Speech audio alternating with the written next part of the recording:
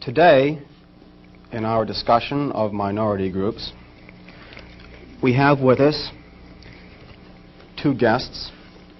One is Minister Malcolm X. Shabazz, one of the top leaders of the Nation of Islam, or the so-called black Muslims.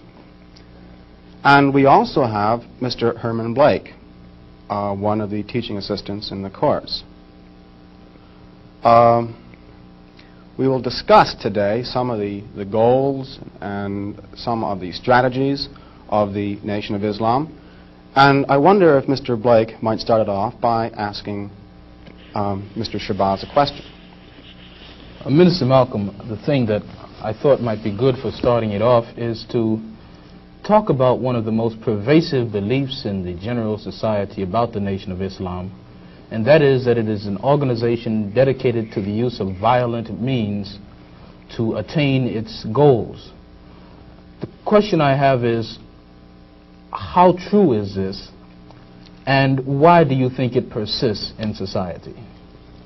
Well, the Muslims who have accepted the religion of Islam and follow the religious guidance of the Honorable Elijah Muhammad have never bombed any churches, have never murdered any little girls, as was done in Birmingham, have never lynched anybody, have never at any time been guilty of initiating any aggressive acts of violence during the entire 33 years or more that the Honorable Elijah Muhammad has been teaching us. The charge of violence against us actually stems from the guilt complex that exists in the conscious and subconscious minds of most white people in this country. They know that they've been violent in their brutality against Negroes, and they feel that someday the Negro is going to wake up and try and do unto them as they have done do unto the whites as the whites have done unto us. We aren't a violent group. We are taught by the Honorable Elijah Muhammad to obey the law, to respect everyone who respects us. We're taught to display courtesy, to be polite. But we're also taught that at any time anyone in any way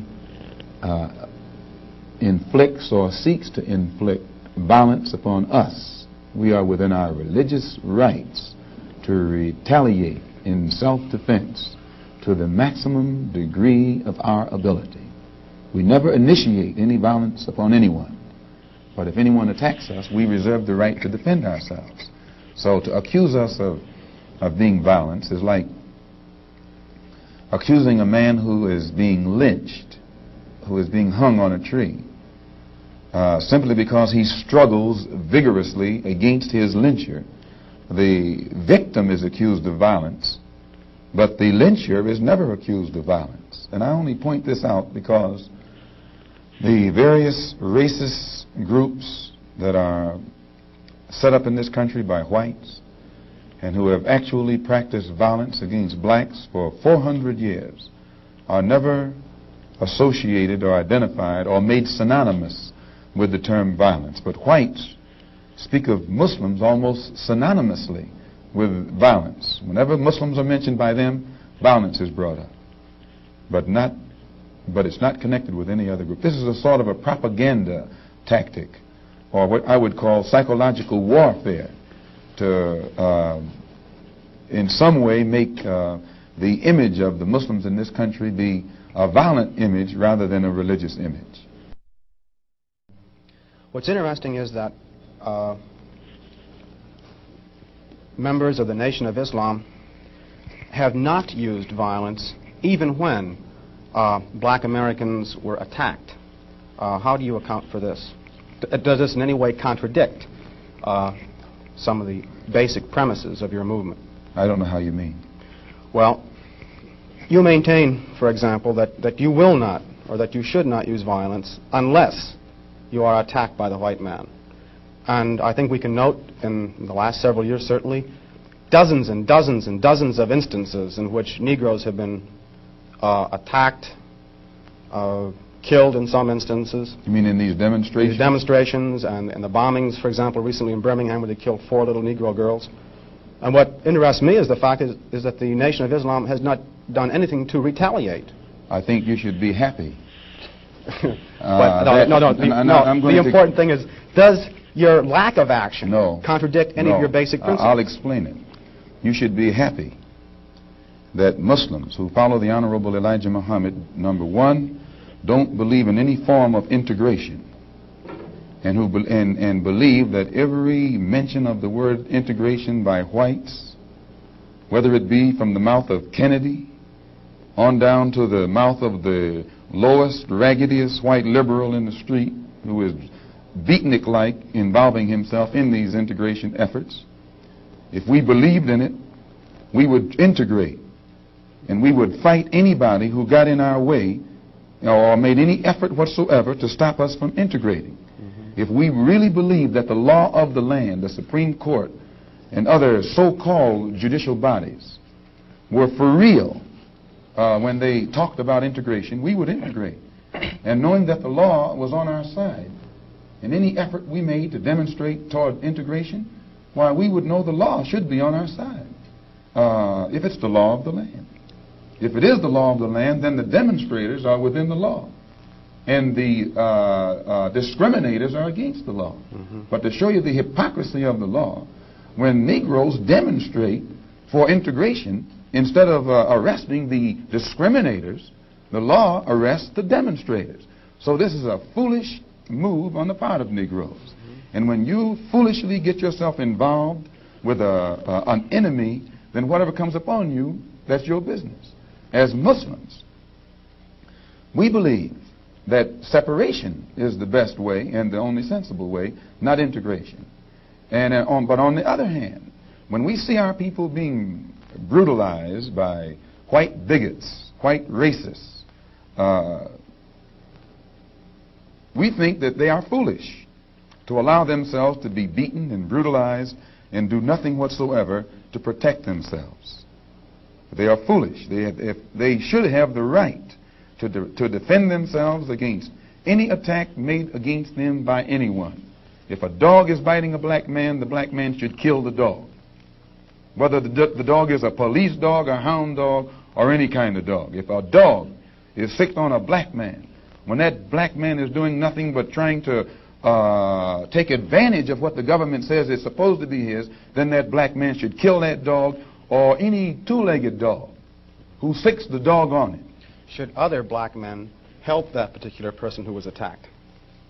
I think you'll find, sir, that there will come a time when black people wake up and become intellectually independent enough to think for themselves, as other humans are intellectually independent enough to think for themselves.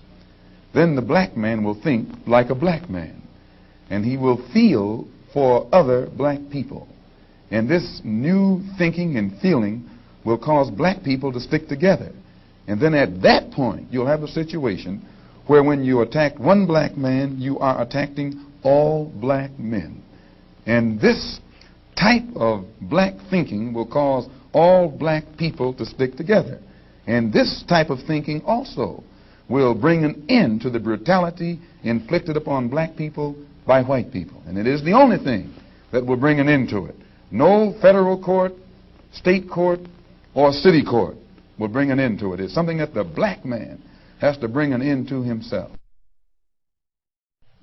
Minister Malcolm, let me, on the basis of your two remarks, ask a double-pronged question.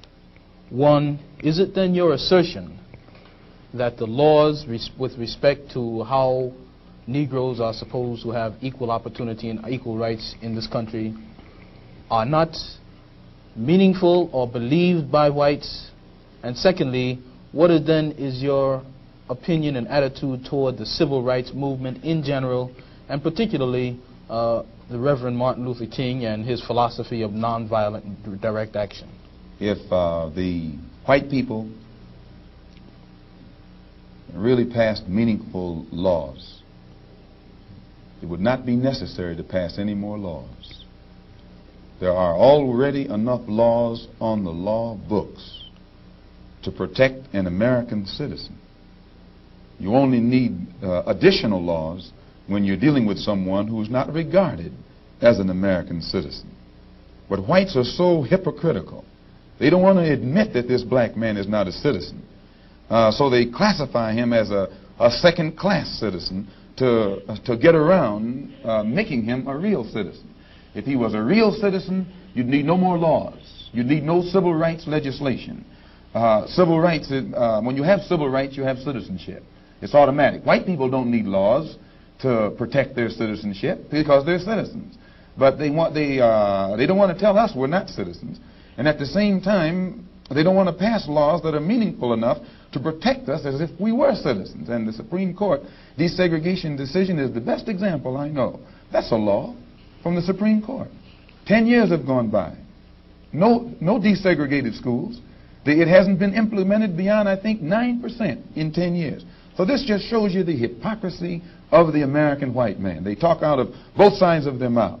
And for this reason, we who are Muslims, that is, who believe in the religion of Islam, who believe in God, we don't believe that black people will ever get any problem with laws being passed or new persons being put in office, white liberals being put in office. There is nothing that the white man will ever do to bring about true, sincere citizenship or civil rights recognition for black people in this country. Nothing will they ever do. They will always talk it, but they won't practice it. And with the Supreme Court, if the NAACP can tell me that they want a desegregation decision for me 10 years ago, but yet the schools haven't been desegregated, as I say, this is a victory with no victory. It's a victory that you can talk about, but it's a victory you can't show me. So if you represent the NAACP and you are telling me about this great victory you won for me, when I look at you, I have to conclude that either you have been duped yourself or else you are trying to dupe me. And in most instances where the civil rights struggle is involved, there is no civil rights leader can point to me one concrete gain, practical gain, that black people have made in the civil rights field in this country, not only during the past 10 years, but during the past 100 years. Now, the other part was with respect to Mr. King and the nonviolent direct action. Well, I will let Jimmy Baldwin and John Killens and Lou Lomax, the writers, answer that. Speaking right after this church was bombed in Birmingham, Christian church was bombed in Birmingham by Christians too, mind you, and these 4 little girls were murdered. John Killens and James Baldwin and Lomax and the Negro writers and actors had a meeting at the town hall in New York, and Killen pointed out concerning these murders of these little girls, said the killings had raised doubts about the intelligence of the nonviolence in the civil rights struggle. He went on to declare that he could no longer be asked to love those who persecuted and killed Negroes. He also, and the writer, Mr. Handler, who's describing this, said that Killens, it was not clear concerning Killens' remarks to his audience that he was breaking with it was clear rather to his audience that he was breaking with the doctrine of the Reverend Martin Luther King's philosophy that as Christians, Negroes should love their fellow man in a truly religious sense. Now, James Baldwin, speaking on that same platform, said, and I was present during this entire affair, asserted that the American people shared a collective guilt for the persecution of Negroes, much as Germans did because of their silence during the Nazi persecution. He denounced President Kennedy for what he termed Kennedy's lack of passion in the civil rights struggle. Mr. Baldwin said that there could no longer be a Republican Party for the Negro people as long as it listed a Barry Goldwater, nor a Democratic Party for the Negro people with a Senator Eastland on its roster. He asserted that the federal government acted swiftly and energetically, that unless the federal government acted swiftly and energetically, future slaughter would make Birmingham look like a dress rehearsal. And now, what do I think about King's attitude? King's right-hand man, Wyatt Walker, at King's convention, according to the New York Times on September the 26th, said, quote, we have been duped. meaning these persons involved in the civil rights struggle, of which King is the symbolic leader. His right-hand man says, and I quote, "We have been duped, or have duped ourselves, into believing that the chains have been broken, when in truth we have only been chained more securely. Half freedom has in many instances been worse than no freedom at all." Why, don't ask me what I think about their struggle. I can tell you what they think about their struggle. And they are pointing out that it is becoming more difficult every day for the civil rights leaders to keep the masses of black people nonviolent and long-suffering and patient, and keep them from becoming disenchanted. I hope that answers your question. Well, now there's a new party which has started on the East Coast called the Freedom Now Party, an all-black organization. Would you comment upon this and also upon the possibility that the Nation of Islam might begin to turn some of its attention to the political arena in view of the fact that it is in the political arena that Negroes have not been able to in any way get justice, as has been pointed out in your previous statement? I'm not familiar with the Freedom Now Party. I'm not too familiar with politics, period, only that in the sense that white politicians have usually been very hypocritical where the so-called Negroes are concerned. So I'm a bit disenchanted with politicians and politics. The Honorable Elijah Muhammad is a religious man, and his teaching is religious and his solutions are religious. The Freedom Now Party, from what I understand, is headed by a man named, a lawyer named Conrad Lynn. I know him. He probably means well. Before passing an opinion on what it is he's trying to do, I would like to analyze it and see who's subsidizing him, see who his friends are, especially who his white friends are. And after a careful analysis, if I could conclude that there was no white support, I would be inclined to have confidence in it. But if I saw him leaning too heavily upon his white liberal friends for support, then I'd be suspicious of that too. The Muslims, in my opinion, represent an all-black party. And the Honorable Elijah Muhammad pointed out at before 10,000 in Philadelphia on September the 29th at a rally that we were having, that in 1964 the black people should band together and do something about selecting and electing representatives, black representatives, politically, who have the rights and the best interests of the black people at heart, and that we should also unite together and sweep out of office all of the black political puppets who are used by the white power structure to continue white supremacy in our communities. In that regard, would you include Congressman Dawson, for example, from Chicago, and some of the people who represent him on the Chicago City Council? In which regard? In the area of acting as a puppet. I don't know what Mr. Muhammad's opinion is of Congressman Dawson. They both live right there in the city of Chicago together. I don't know what his opinion is of Congressman Dawson.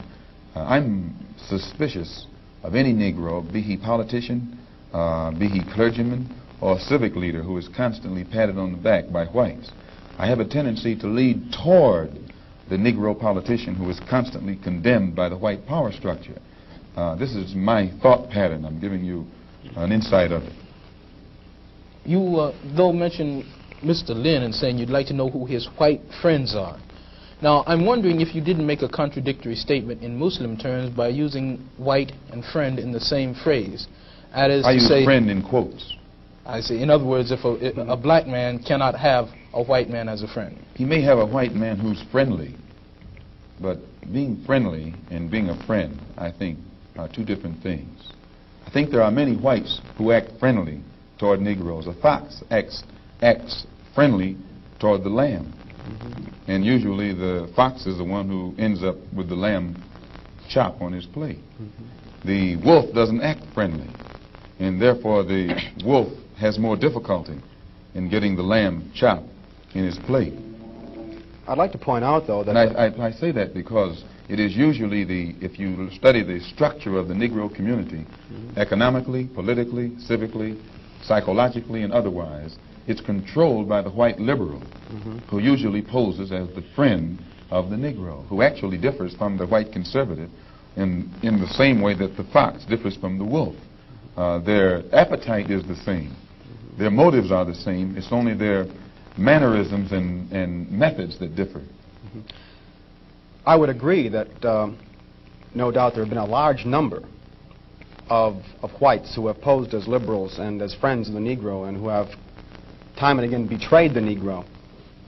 On the other hand, I think one could point to a large number of whites who have struggled for civil rights, for equality, and have got little or nothing out of it, other than quite a few bruises. Give me an example. Well, the large number of white students who have gone into the South, for example, working for SNCC and other organizations. Not working for SNCC or other organizations, but working for the white political machines who benefit by the voting efforts of Negroes. Okay.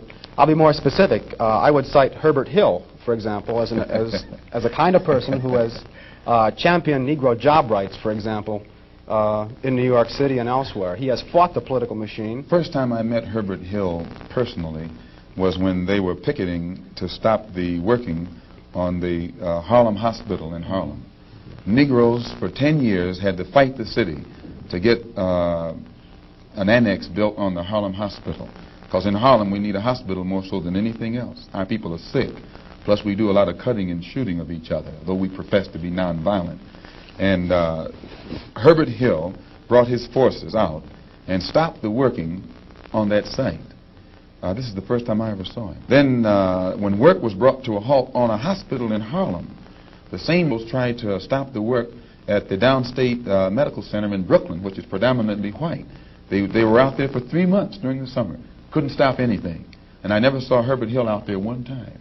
Now, whenever it takes a stoppage of something that's going to affect the white man, you find the white liberal absent.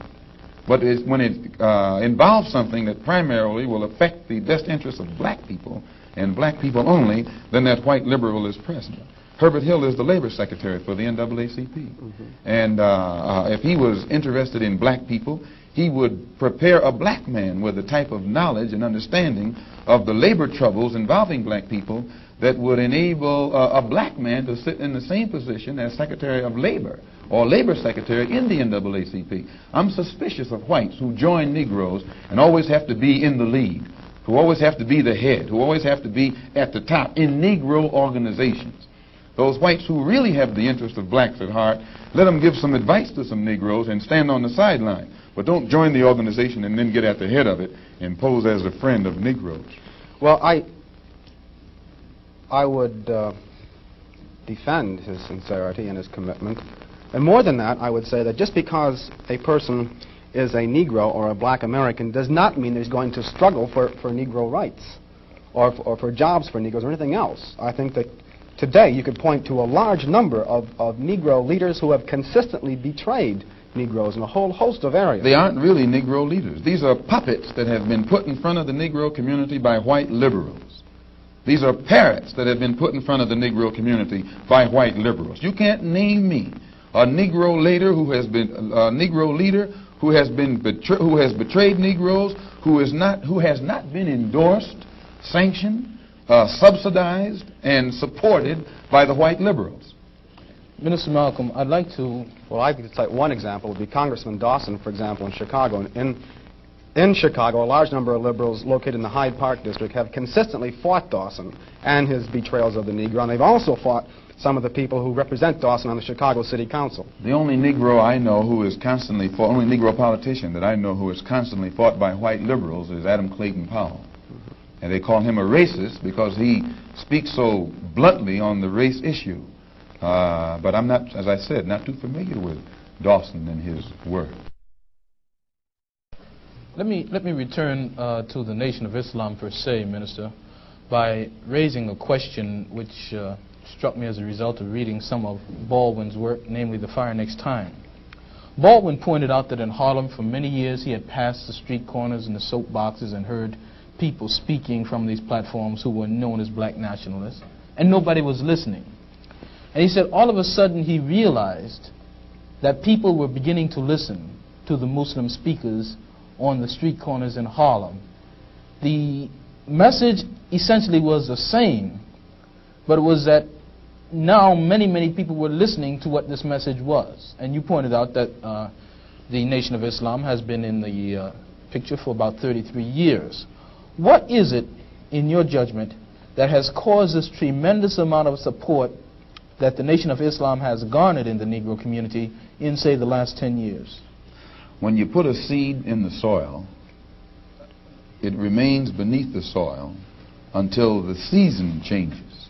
And when the season changes, that the seasonal change automatically brings about rather atmospheric conditions, bring about a seasonal change that makes that seed come up or crop grow in its appointed time. And all over this world today, God himself has brought about political changes, a political atmosphere, sociological, social atmosphere, economic atmosphere. These economic conditions, these political conditions and social conditions combine to bring about a situation that is making black people in America more receptive, their mind more fertile to the seed of truth that the Honorable Elijah Muhammad has been planting for 30-some years. And this is springing up today and causing our people to see and understand now what they couldn't see and understand before. What is the nature of this situation which is making black people more receptive? Well, you take in the past, say, 15 years, how the nations have emerged, dark nations have emerged in Africa. Prior to 10 years ago, most Negroes associated or identified Africa with a savage, jungle-like place. And whenever you mentioned the word African, in their mind's eye, they could see the image of someone running around with a spear, with no language, who'd say Ugga Bugga Boo or Bwana or something, and who'd be in a jungle running from lions or chasing lions. But then when, after the war, when the United Nations was set up in New York City, black people began to look at men like Tom Mboya. They began to look at men like Nkrumah. They began to see men like Lumumba. They began to see men like Nasser. They began to see these Belowa and Ezekwe, who could exchange intellectually with whites on an international level in a political forum and hold their own. This made the black people in this country realize that what the Honorable Elijah Muhammad had been teaching all the time actually had substance. And they began to turn it over in their mind and see that what he was saying had more weight to it than what these other Negroes were saying. And they began to identify themselves with the black world and the black struggle more closely than they identified themselves with this so-called white world. Let me ask you a question with respect to a statement which Essien Udom quotes as being on a bulletin board in the University of Islam in Chicago by the Honorable Elijah Muhammad. According to Essien, Mr. Muhammad states, "Up, you mighty race. You can accomplish what you willed. Build your future on these foundations: freedom, justice, and equality." What is the definition of freedom, justice, and equality for the black man, and where and when is it to be attained? Well, take equality first. The Honorable Elijah Muhammad doesn't teach us to associate equality with whites. Equality has nothing to do with whites. We don't want to be equal with the white man. He's not the criteria or yardstick by which equality is measured. He's not in a position to tell us we are equal. It's not his right. It's not his to do. Equality, we want equality. We had equality before the white man was created. We had equality before the white man came into existence. And we want equality whether the white man is on this earth or not.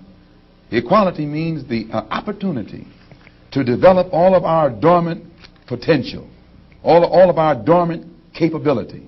And in developing this dormant capability, the right and the ability to stand on this earth on some land of our own and bring about a civilization and a society in which we will be completely independent complete freedom to take care of the needs, to take care of the wants and the likes and the dislikes of our people, to establish our own nation, our own society, our own heaven, our own future. This is what we mean by freedom, by equality. And justice means as you sow, so shall you reap. If you do wrong, you'll get wrong in return. And if you do right, you'll get right in return. When you're in your own nation, in your own land, you're in a position to get justice.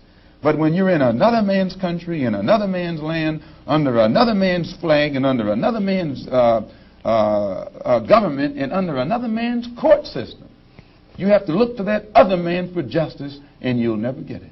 And Negroes in this country probably are authorities on that. Yeah. To what extent does this formulation approach that expounded by Zionists? They, for example, many Zionists maintain they could never expect justice in the Tsarist courts and the courts found in other countries in Eastern Europe and so on. And they decided that it would be wise to establish a separate state in Israel. And all of the world powers got together, the white world powers, I should say, got together and helped all of these white Jews to establish a separate state in the heart of a dark-skinned people's territory. And if white people can get together and let other whites, help other whites to establish an independent nation right in the midst of dark-skinned people, and then we don't see where white people should be so much against the Honorable Elijah Muhammad's solution, not of setting up an independent dark nation in a white people's property, but he's asking the opportunity to set up an independent nation on our own continent. Let us leave America and go back home among our own people on our own land and set up our own independent society. But all he says is that this government, which made us slaves, should supply the transportation for us to get back home and give us all of the machinery and the tools necessary for us to till the soil and establish our own agricultural system to feed and clothe our people, our own economy, and in some way become an independent people among our own people on our own continent. This is intelligent. And Zionists should never criticize us. You say then that the United States is not the black man's country. Definitely American laws not. are not black men's laws. No. American laws are not the black man's laws. Well, the laws here in America were made by white people for the benefit of white people. The Constitution was written by whites for the benefit of whites. It was never written for the benefit of blacks. And when you read the Constitution, I think in Article 1, Section 2, or Section 1, Article 1, some one of the two, and it's in the Constitution, it says that it classifies black people as 3/5 of a man. 3/5 of a man, subhuman, less than a human being. It relegates us to the level of cattle, hogs, chickens, cows, a commodity that could be bought and sold at the will of the master. No, it was written by whites for the benefit of whites and to the detriment of blacks. And when a black man stands up talking about his constitutional rights, he's out of his mind. Minister Malcolm, in our textbook, which the students have read, supposedly, there is a statement, which is a quotation from Essien and essentially that from Lincoln, to the effect that the Nation of Islam does not have a great deal of support in the Negro community in this country by and large. And a recent national poll of American Negroes found that leaders and rank and file, according to their statistics, supported the Reverend Martin Luther King somewhere over 90%, whereas the support and favorable rating that they gave Minister Muhammad was less than 20%, and somewhere around 45% of them gave an unfavorable rating to Mr. Muhammad. What would your response be in terms of Baldwin's statement that this is a growing thing and the kinds of evidence that we have that there isn't much to it? Well, that statement I just made concerning the Constitution is Article 1, Section 2 in the Constitution, where it classifies us as chattel. Baldwin did point out that Mr. Muhammad has the only grassroots support and is the only one whose whole following operates or functions on a mass vehicle. And I think Baldwin told Dr. Kenneth Clark that Martin Luther King is at the end of his rope. Now, concerning the poll taken by Newsweek magazine, I think you said that this was the leaders who said that, who went with King and against Mr. Muhammad around 90%. I just told you a little while ago, these leaders that they call leaders, this included Lena Horne, this included Dick Gregory, and this included comedians, comics, trumpet players, baseball players. Show me in the white community where a comedian is a white leader. Show me in the white community where a singer is a white leader, or a dancer or a trumpet player is a white leader. These aren't leaders. These are puppets and clowns that have been set up over the white community and over the black community by the white community and have been made celebrities and usually say exactly what they know that the white man wants to hear. And it is an honor, actually, that they endorsed Dr. Martin Luther King and were against the Honorable Elijah Muhammad. That's actually an honor. Now, when you say that they also, in the same Newsweek poll magazine, I think the pollster said that he went into the Negro community and asked about the Muslims.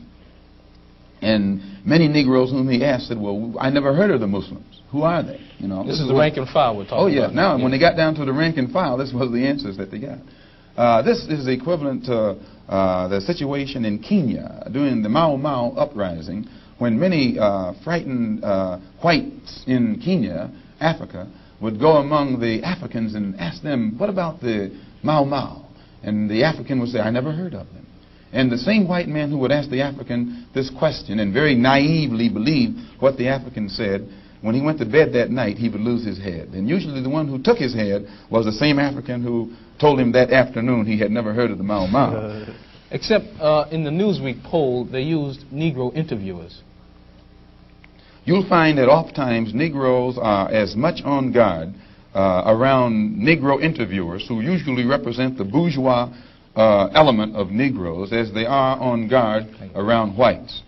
Usually Negroes know that when this bourgeois Negro walks through the door, he is not doing something that he's initiated himself, but he's involved in something in which the white man is the absolute author of and has sent him to the Negro community for some information.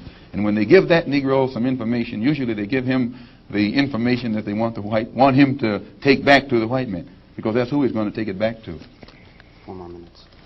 Our time is just about up, Minister Malcolm, and perhaps you could summarize and conclude by giving us, in your opinion, or in the opinion of Mr. Elijah Muhammad, what would be the ideal solution to the racial problem in the United States today?